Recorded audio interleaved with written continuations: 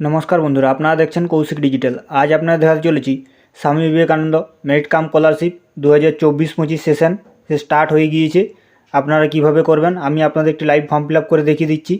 বন্ধুরা প্রথমে যে কোনো একটা ওয়েব ব্রাউজার ওপেন করবেন, গুগলে লিখে নেবেন SVMCM লিখে সার্চ করবেন। সার্চ করার পর এই দেখুন প্রথমে যে ওয়েবসাইটটি এসেছে svmcm.wb.gov.in এই ওয়েবসাইটটিতে ক্লিক করবেন। এটি হচ্ছে অফিসিয়াল ওয়েবসাইট। ডেসক্রিপশন বক্সে আমি লিঙ্কটি দিয়ে দিচ্ছি, সেখান থেকে আপনারা এই পেজে ডাইরেক্ট চলে আসতে পারবেন। এরপর উপরে দেখুন অ্যাপ্লিকেশান লগইন আর রেজিস্টার অপশান রয়েছে। যারা নতুন ক্যান্ডিডেট তারা রেজিস্টার অপশানে ক্লিক করবেন, আর যারা রিনিউয়াল করবেন তারা অ্যাপ্লিকেশান লগইনে ক্লিক করে লগইন করতে হবে। রেজিস্টার অপশানে ক্লিক করার পর টপার নন টপার সেটি সিলেক্ট করে নেবেন। টপার হলে টপার, নন টপার হলে নন টপার। এরপর আপনাদের সামনে এরকম পেজ চলে আসবে। এখানে দেখুন স্টার্ট ডেট দেওয়া রয়েছে, এখনও ক্লোজ ডেট দেওয়া নেই। এরপর দেখুন ফটো সিগনেচার কত সাইজ রয়েছে সেগুলি দেখে নেবেন একবার ভালো করে। আর অল ডকুমেন্টস সেগুলি 400 কেবির মধ্যে PDF ফরম্যাট হতে হবে। আর কী কী ডকুমেন্টস লাগবে এখানে দেওয়া রয়েছে, একবার ভালোভাবে দেখে নেবেন। Madhyamik marksheet both side, last examination marksheet, admission receipt, income certificate, family income. আর যারা K3 করবে তাদের ইনকাম সার্টিফিকেট লাগবে না। আর ডোমিসাইল সার্টিফিকেট হিসাবে Aadhaar card, voter card, ration card যে কোনো একটি হলেই হবে। আর লাগবে ব্যাঙ্ক পাসবইয়ের ফার্স্ট পেজ, সেটি স্ক্যান করে আপলোড করতে হবে। আর যদি আপনার পাসিং ইয়ার গ্যাপ থাকে, মনে করুন 2023-এ আপনি পাস করে থাকেন, 24-এ বছর এডমিশন হচ্ছেন, তাহলে গ্যাপ সার্টিফিকেট লাগবে, সেটি ইনস্টিটিউটের সিগনেচার করিয়ে নিয়ে আসতে হবে।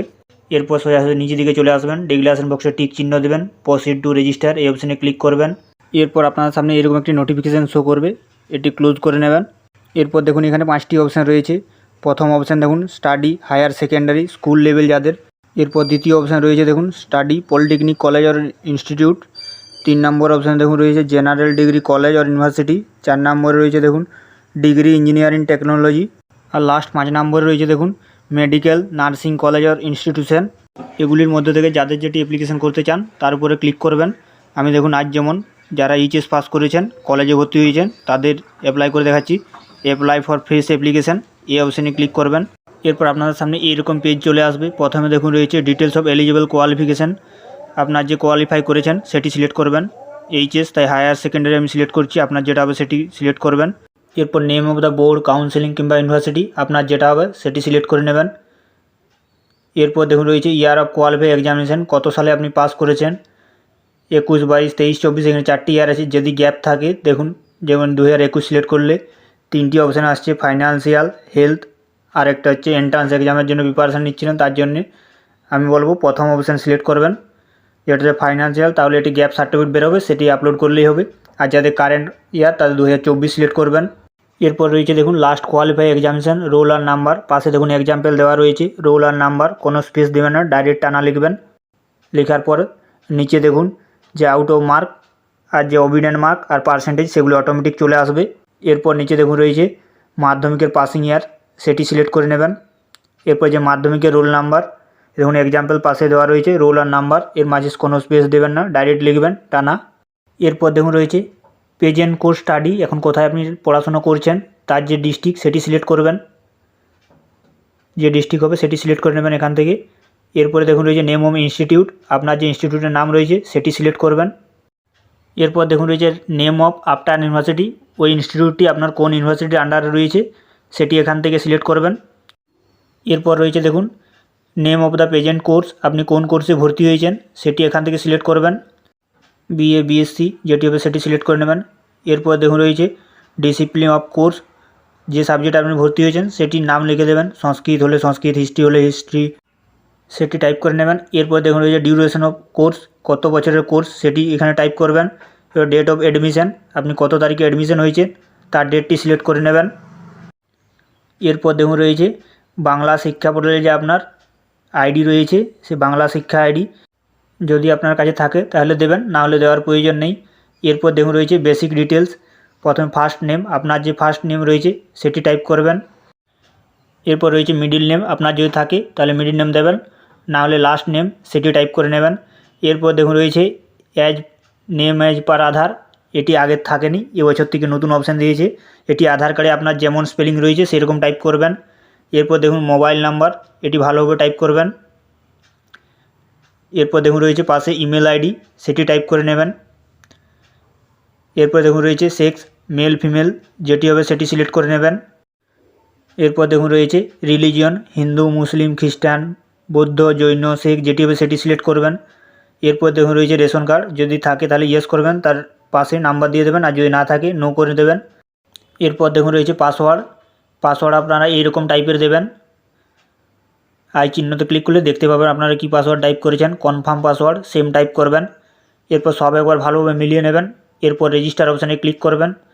ক্লিক করার পর আপনার মোবাইলে একটি ওটিপি সেন্ড হবে, সেই ওটিপিটি টাইপ করবেন। এরপর ভেরিফাই অপশানে ক্লিক করবেন। ভেরিফাই অপশানে ক্লিক করার পর দেখুন আপনাদের রেজিস্ট্রেশন কমপ্লিট, এরকম একটি সাকসেসফুলি রেজিস্ট্রেশন ডান এরকম মেসেজ আসবে। অ্যাপ্লিকেশন নাম্বার যেটি সেটি কপি করে নেবেন, ডাউনলোড রেজিস্ট্রেশন স্লিপ সেটি ডাউনলোড করে একটি পিন করে আপনার কাছে রাখবেন। এরপর ক্লোজ করে অ্যাপ্লিকেশন লগ ইন এই অপশানে ক্লিক করবেন। ক্লিক করার পর আপনার সামনে এইরকম একটি অপশান চলে আসবে, অ্যাপ্লিকেশান আইডি সেটি টাইপ করে নেবেন। এরপর নিচে পাসওয়ার্ড, আপনি যে পাসওয়ার্ডটি সেট করেছেন সেই পাসওয়ার্ডটি দিয়ে দেবেন। এরপর দেখুন সিকিউরিটি কোড এটি ভালোভাবে টাইপ করবেন। এরপর লগ ইন অপশানে ক্লিক করবেন। এরপর আপনাদের সামনে এইরকম পেজ চলে আসবে, application registration done, application form fill up pending, upload document pending, application submission pending. আর নিচে দেখুন এডিট প্রোফাইল এই অপশানে ক্লিক করেও আপনারা করতে পারেন, না হলে পাশে দেখুন অ্যাপ্লিকেশান ডিটেলস এডিট অ্যাপ্লিকেশান এই অপশানে ক্লিক করবেন। একবার সমস্ত ডিটেলস ভালোভাবে দেখে নেবেন। এরপর নিচ দিকে নেমে যাবেন, ফটো এবং সিগনেচার, ফটো 20 থেকে 50 কেবির মধ্যে জেপিজি ফরম্যাটে এবং সিগনেচার 10 থেকে 20 কেবির মধ্যে জেপিজি ফরম্যাটে। ফটো সেটি চুজ ফাইল করে আপলোড করে নেবেন। আপলোড করার পরে এখানে শো করবে। এরপর সিগনেচার সেটিও চুজ ফাইল করে আপলোড করবেন।